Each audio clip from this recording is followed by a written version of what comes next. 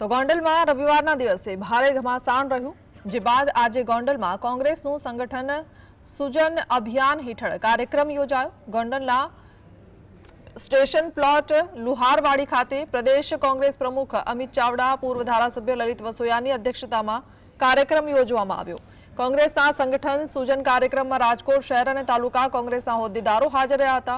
અમિત ચાવડાએ કોંગ્રેસમાં નવસર્જનને લઈને જણાવ્યું હતું કે જિલ્લાભરના આગેવાનો હોદ્દેદારોના સૂચનો લઈને કોંગ્રેસના નવા કોંગ્રેસ હોદ્દેદારોની નિમણૂક કરવામાં આવશે। ઉપરાંત ગોંડલમાં અલ્પેશ કથિરિયાના આગમન વેળાએ વિરોધ વચ્ચે કારમાં તોડફોડને લઈને અમિત ચાવડાએ કહ્યું કે ગુજરાતમાં ભાજપની આંતરિક લડાઈને લઈને ભાજપમાં ગેંગવોર જેવી સ્થિતિ છે।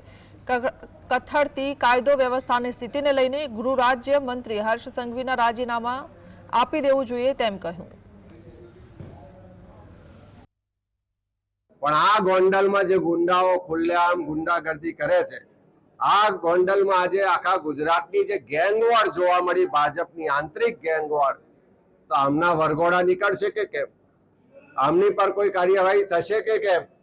ભય અને ડરનું સામ્રાજ્ય પ્રસ્થાપિત કરવાનો પ્રયત્ન થાય છે અને જે આંતરિક ગેંગવોર ભાજપની આજે આખી દુનિયાએ જોઈ છે, હું માનું છું કે આ સરકારની ગૃહ ખાતાની સરેઆમ નિષ્ફળતા છે।